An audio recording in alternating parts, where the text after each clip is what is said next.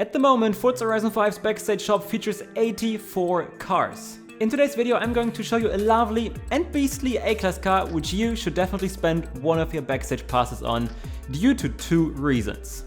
Let's talk about it.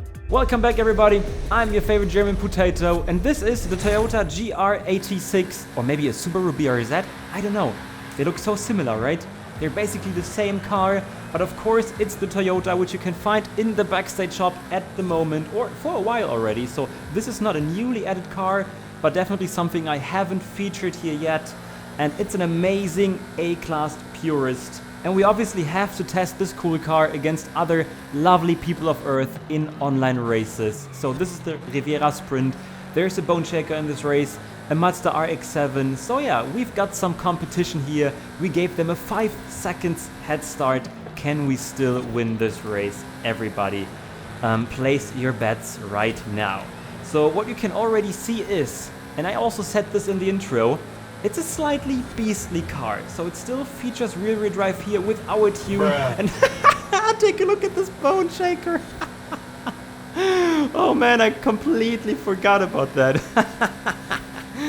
Oh my god, this broke me now. Oh god. Cut, let's take a look at this again. So it was so hard to make out. Let's zoom in a bit. He's wrecking this wall on the outside there and then misses the checkpoint on the inside because of that. And crashes into the outside wall again.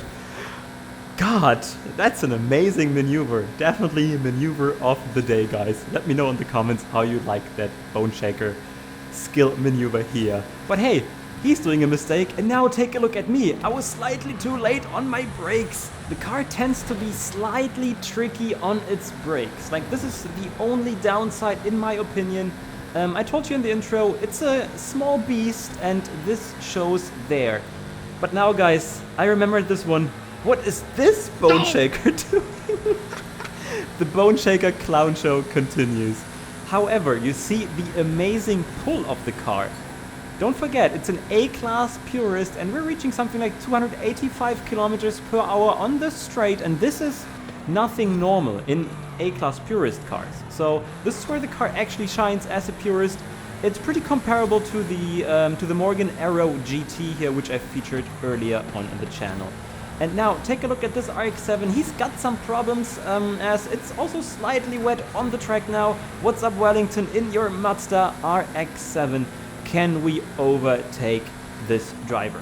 So he's taking the wide line here, slides a bit into the wall, loses his traction, and we overtook him. But the Corvette O2 behind us is still there. However, we know our pull is amazing. So this is actually a part, which helps us to get away even more. We only have to survive now. The track is slightly wet. I took this part pretty cautiously here, as you can see. Was turning in a bit too early maybe, but you know, that wasn't some kind of mistake or so. But I was braking early enough here to not do the same mistake again, killing that sign and winning race number 1, guys. Smash your like button because of that, please. I was proud of it. So the first reason why you should definitely spend one of your precious backstage passes on this car is it's amazing. It's a great A-class purist and also a really good balanced car featuring a wide body kit. This is something I'll show you in the next race. But the second reason why you should definitely spend one of your passes, even if you don't like the car, even if you don't want the car, is you can sell this for 13 million in the auction house, or let's say for 12.8, 12.9 million. And people are actually buying this since it's pretty rare in the auction house still. So this is how you make a lot of money pretty quickly. Thank me later for that. However, the tune we're using here is uploaded by VNX LEDs, and you know us. It's part of our setup spreadsheet, which you can find in the description of the video, including share code and stuff like that. While we try to overtake Ivan on the outside here, we make slight contact, you know, nothing really happened. And then he told us, look out. So I don't know if he wanted to blame me for that or something like that. I don't know, but you know, it is what it is. We overtook him. And have I told you to smash that like button already, guys? If not, do it and definitely subscribe to this channel. That would be amazing. Welcome to the Johnson Racing community. if you're looking for more educational and entertaining Forza Horizon 5 content, predominantly in online races. We are hunting these two people in front of us, Cancer Man and Kiyoshi. So we need them to fight. They're driving decently here. I mean, I gave them a head start once again of 5 seconds, so we got closer pretty tremendously here. 35% left. I don't know my math, guys, you know that. And they're making slight contact here. A Civic and an S2000, and now we see some drama. I think the Civic is hitting the S2000 here with some kind of lag. The S2000 gets back and he's, I don't know, mad or something. He's angry. He pushes me into the wall, which leads to the situation that I got ghosted, and he's nodding. He's not letting us pass here in any way. I got the outside, but then I'm sliding a bit after making small contact. Remember, it's a little beast, a rear-wheel drive beast. It's super light, and now we have the last turn. And take a look at this. The high-speed collision prediction is helping us here, and we are also winning the second race since our last turn was pretty good. As promised before, in race number 3 we are going to rock the wide body kit, and the car also features a BMW engine now, so this is definitely no purist now. Let me also tell you that the drivability is different now. This car is easier to drive than the purist version, but of course it's also not as quick anymore. So for this car you want to look for some mid-speed tracks, some mid-speed circuits, and definitely not the sprints we've seen before.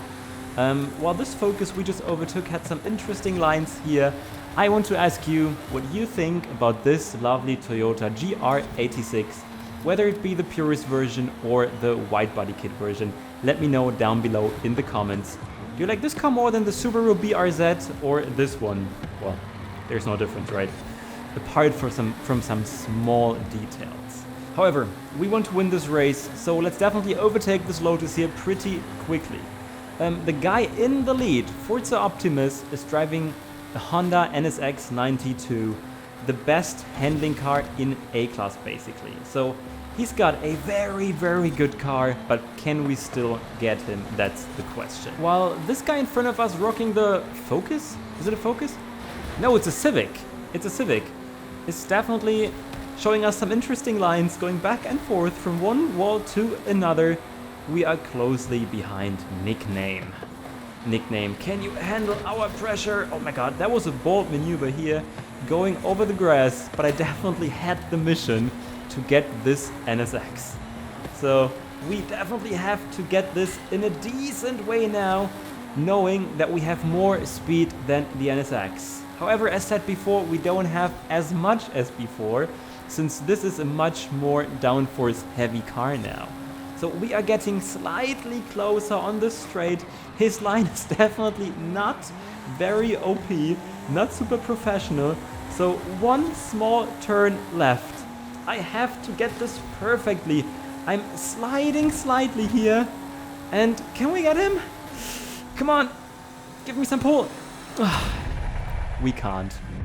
As always, thanks for being here, everyone. It's much appreciated. I hope you enjoyed this episode as much as I enjoyed this online racing action. I recently checked out the best DLC pack cars in Forza Horizon 5 and tried to tackle the question if Forza Horizon is actually pay to win. I think you're definitely interested in that if you watch this video, so check it out. I'm your favorite German potato. Cheers.